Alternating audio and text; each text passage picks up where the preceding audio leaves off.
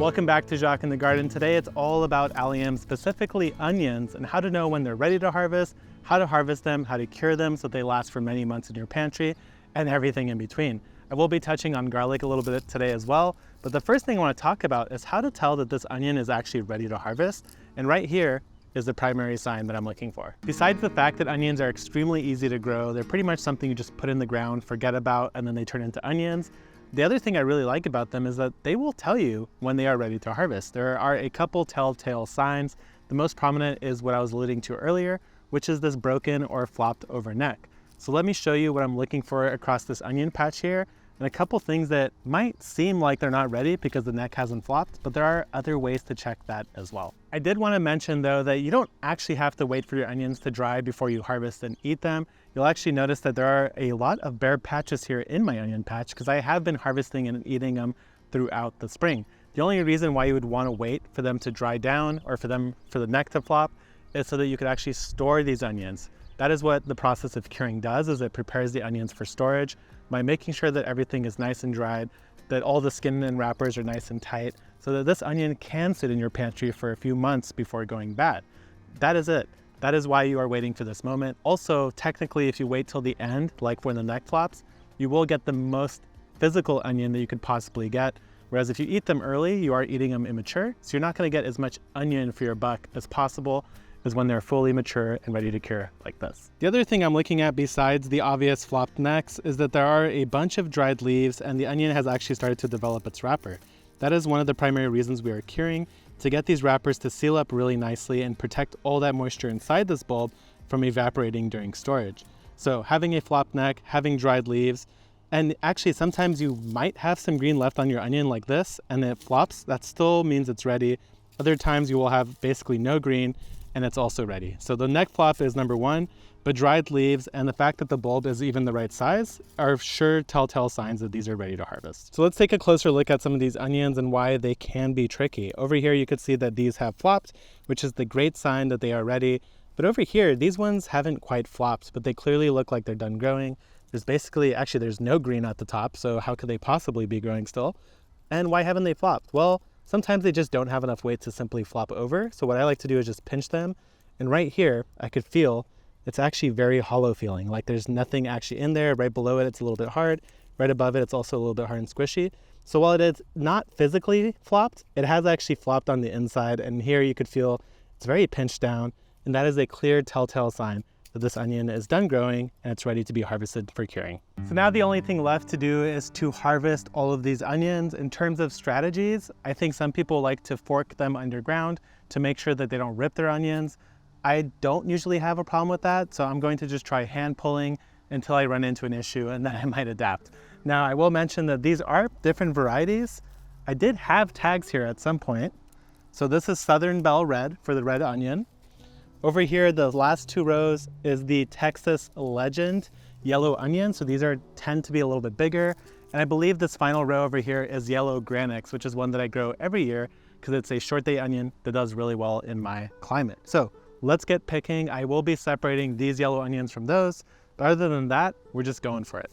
So the only thing I'm really trying to do here is that when I pull the onion, I am going to be shaking loose any dirt. And also I'm not pulling straight up, I'm pulling off to the side like that. That makes sure that you don't actually rip or damage the onion as much. I think it helps a little bit. And the other thing I want to mention here is that before your onions are ready, once you start to see that the leaves are turning brown, they're starting to dry up a little bit, that is a good time to stop watering your onions. I do have drip lines through here, but what I did is I actually pinched all the lines so that they could no longer actually let water in.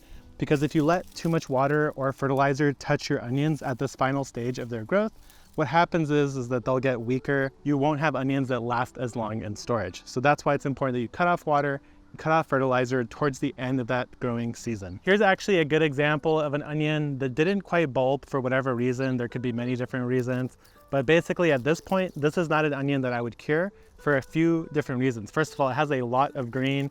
There's zero pinch on this neck. It feels really tight and hard. And also there's no bulb. So this is a perfect onion for just grilling up, eating as a spring onion. I think, yeah, I got one more of them over here.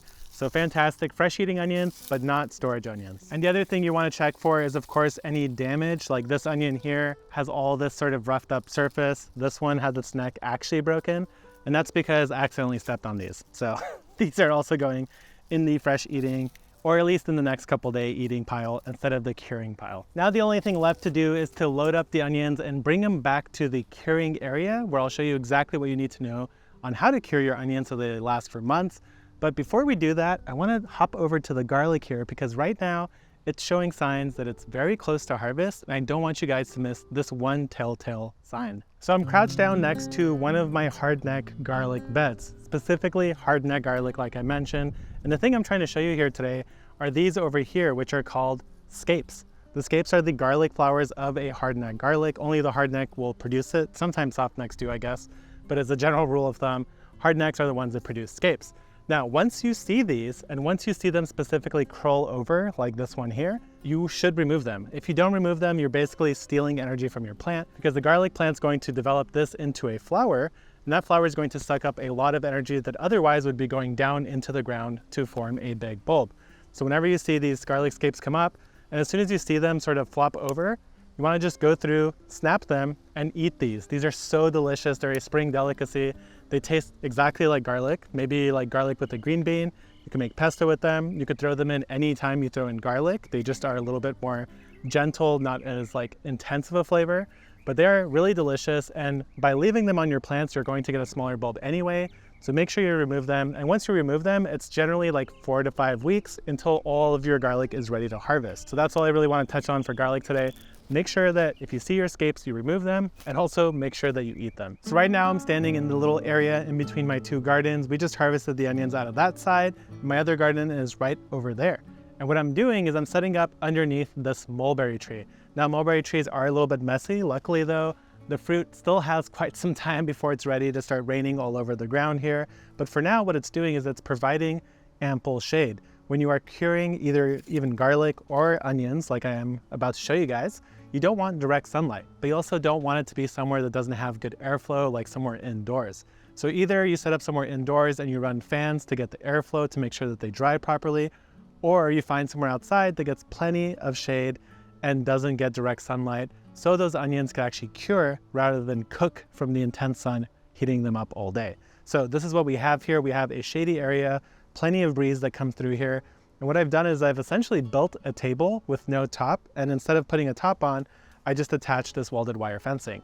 The nice thing about this is that it lets air flow through. It also acts as a great grid to organize my onions, because what I actually like to do here is take my onions and take the stalk, and then I'll just feed it through one of these holes. That'll keep the onion up, and it'll make sure that I could fit a bunch of onions in here, and I could get airflow from beneath to dry the neck, and also from above to dry these roots down.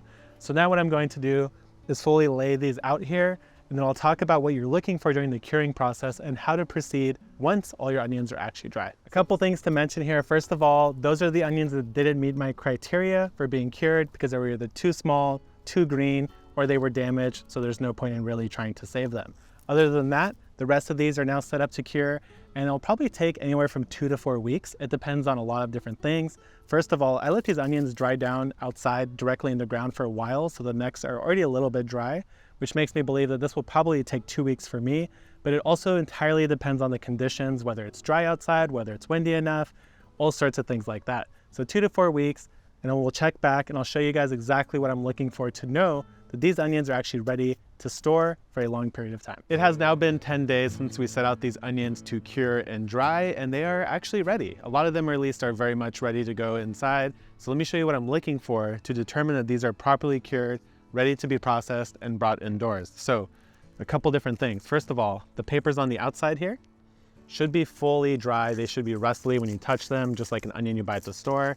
The roots down here should be fully dry. They'll feel stiff like a brush almost. But the main thing that I'm really checking here is right here in the neck. When you pinch it and roll your fingers, it should feel dry. It shouldn't be slipping around too much.